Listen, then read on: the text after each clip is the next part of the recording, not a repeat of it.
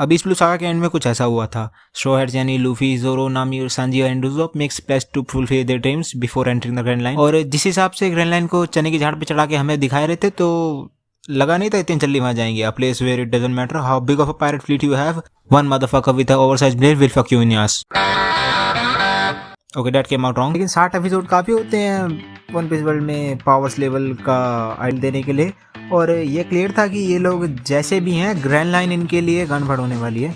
और लगा नहीं था कि इतनी जल्दी आएंगे, but they did and with it enter the next saga, जिसमें सब कुछ ईस्ट ब्लू सागा से लेवल्स अबव होने वाला था। कैरेक्टर डेवलपमेंट, प्लॉट के स्टेक्स, वर्ल्ड बिल्डिंग और ट्रेडमार्क वन पीस गया की उम्र। तो पहली चीज जो इन लोगों के साथ हुई, ग्रैंड लाइन में घुसते ही दे केम अक्रॉस अ व्हेल, जो कि रेड लाइन ब्रैकेट ओपन, जो कि वन पीस वर्ल्ड में ओशंस को 2 पार्ट में डिवाइड करता है, जो कि अकेला पीस ऑफ लैंड है पूरे वर्ल्ड में, बाकी सारे आइलैंड्स हैं ब्रैकेट क्लोज पे अपना सर पटक रही है या फिर रहा है। तो वो लोग रिवर्स माउंटेन ब्रैकेट ओपन, जो कि एक वे है ग्रैंड लाइन में एंट्री करने का, जहाँ पे पानी ढलान से नीचे जाने के बजाय ऊपर जाता है, according to One Piece logic which is always best bracket close.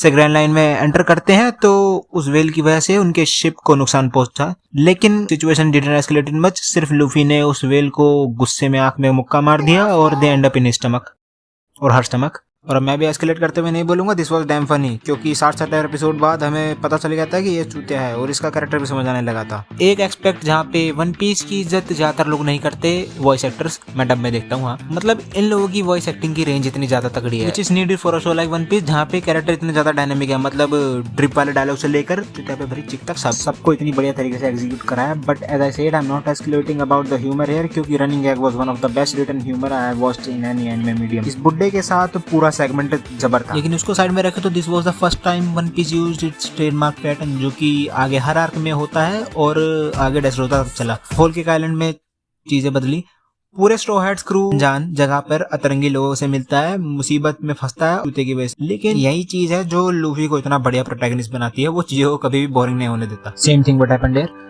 खैर, ये सब बकचोदी होने के बाद पता चला जो ये बुड्ढा है उसका नाम क्रोकस है, वो एक डॉक्टर है जो कि इस वेल के अंदर घर बना के रह रहा है उसका इलाज करने के लिए।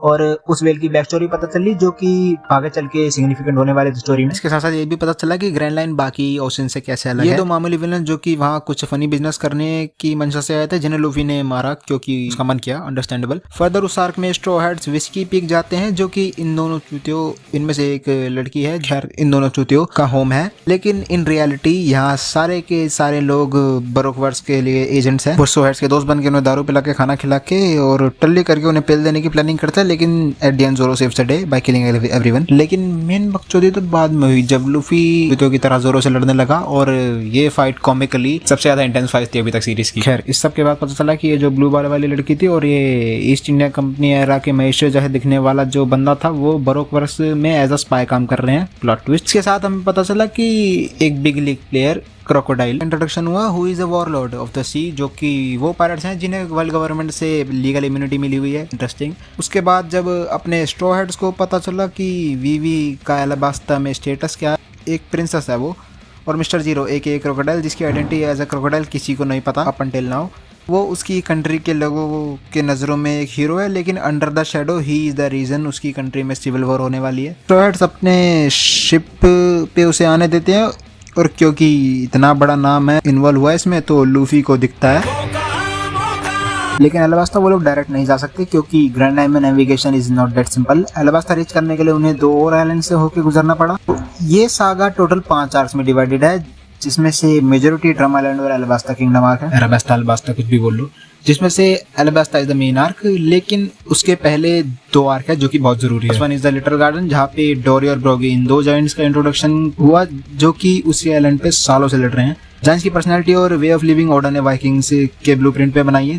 दिस आर्क वाज इंपॉर्टेंट क्योंकि इससे पहले हमें उज़प को एज अ गनपट्टू दिखा है, और उसने ग्रैंड लाइन में एंटर करने से पहले यही प्लेज ली थी कि ब्रेव वॉरियर ऑफ द सी बनेगा, and these two inspired him to be, and this was the reason in his final fight of the saga he snapped. इन्हीं दोनों के थ्रू हमें आर्नामेंट हाकी की तरफ भी हिंट्स मिली। अगर तुम्हें लगता है वो हाकी नहीं यूज कर रहे थे, तो वो कर रहे थे। क्या मतलब मैं बावली गांडू। अब लिटिल गार्डन जैसे उज़प को लेके कैरेक्टर डेवलपिंग आता है। The next arc was for every crew member. सबसे पहली जगह जहाँ पे स्ट्रॉ हैट्स को ड्रम आइलैंड के सिटीजन से एंटर करने से मना करा, क्योंकि नियर पास्ट में उनके आइलैंड पे ब्लैकबेर्ड नाम के एक पायरेट ने तबाही मचाई थी और उनका भड़वा किंग आइलैंड छोड़ के अपने साथ ज्यादातर डॉक्टर्स को ले गया, सिर्फ एक को छोड़ के। स्ट्रॉ हैट्स भी यहाँ पे एक डेस्परेट सिचुएशन में थे क्योंकि नामी वाज सिक लिटरली, तो वो बाय फोर्स एंट्री लेने की कोशिश करते हैं बिकॉज दैट्स देयर थिंग। लेकिन Vivi please to the town people और उनको पूरी सिचुएशन समझाती है और उसे देख के लूफी भी यही करता है। Things work out that taught Luffy and others about asking for help and pleading when needed to. Furthermore, जब उन्हें पता चला कि सर झुकाओ, उन्हें पता चला कि सारे डॉक्टर्स आइलैंड पे नहीं है excluding one who lives on mountain जो कि बहुत दूर है और due to circumstances they can't go there. तो लूफी और सांजी नामी को खुद वहां लेके जाते हैं और to this day this was the most emotional arc in One Piece for me at least. Chopper और डॉक्टर हीरोलुक की जो बैक स्टोरी थी और हीरोलुक का fate, nothing was funny about this arc accept Chopper's antics. Luffy का Chopper को खाने की कोशिश करना और जोरो का कड़कते ठंड में आधा नंगा होकर घूमना। Okay, this arc had some funny moments but then it is One Piece. Same thing happened which always happen when new character meet, Chopper joins the crew. और फिर हम आते हैं फाइनल आर्क में इस सागा के। अब इसके बारे में शॉर्ट में समझाता हूँ। स्ट्रॉ हैट्स का मेन मकसद है यहाँ पे सिविल वॉर को रोकना। सिविल वॉर यहाँ पे इसलिए हो रही है क्योंकि 3 साल से बारिश नहीं हुई है और लोगों का गवर्नमेंट पे से भरोसा उठ रहा है। लेकिन इस सब के पीछे मास्टरमाइंड है क्रोकोडाइल द वॉरलॉर्ड जो कि बरोकवर्स का लीडर भी है। उसके साथ मिस ऑलसंडे निको रॉबिन बचपन से वांटेड है for some really dark reason. इस सब बकचोदी के बीच स्मोकर की वापसी होती है जो कि स्ट्रॉ हैट्स के पीछे पीछे ग्रैंड लाइन में घुस गया था। And we also met Ace जो कि लूफी का बड़ा भाई है और 2nd डिवीजन कमांडर है व्हाइट बियर पायरेट्स का, जो कि अपेरेंटली बहुत बड़े नेम है। अब फर्दर मोर आर्क में वीवी और लूफी के बीच tension due to conflicting views on situation, क्योंकि Vivi want to save everyone और लूफी उसे एक रियलिटी चेक देता है कि वो सबको नहीं बचा सकती। जहाँ कॉन्फ्लिक्ट होगा वहाँ लोग मरेंगे और उसका बोझ अपने कंधे पे लेके घूमने से कुछ नहीं होगा। वीवी के पास उस टाइम कुछ नहीं था ऑन द लाइन रखने के लिए सिवाय उसकी लाइफ के, तो Luffy did what he always do. 2 bar crocodile के हाथों मरने से मरते बचा और 3री बार जीत गया क्योंकि निको रॉबिन की कुछ और ही स्टोरी है। Crocodile was a goated villain for this arc. He had a goal, रामखोरी भरा था लेकिन था। And as a ruthless pirate वो किसी की भी मारने के लिए तैयार था उस गोल को पाने के लिए। But Luffy still founded a way to defeat him और जो तरीका निकाला गधे की गांड में जाए gear 5, this is the best form Luffy ever had.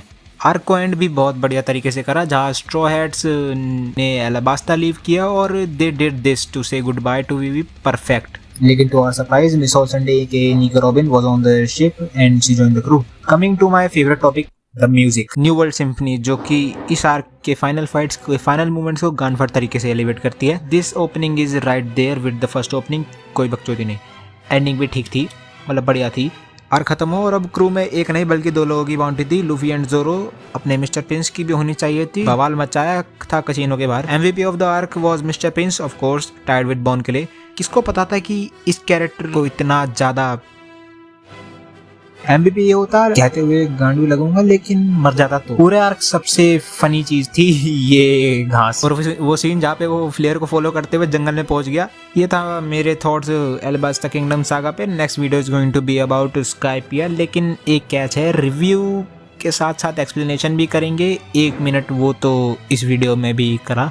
खैर अगली वीडियो में मिलते हैं, टाटा।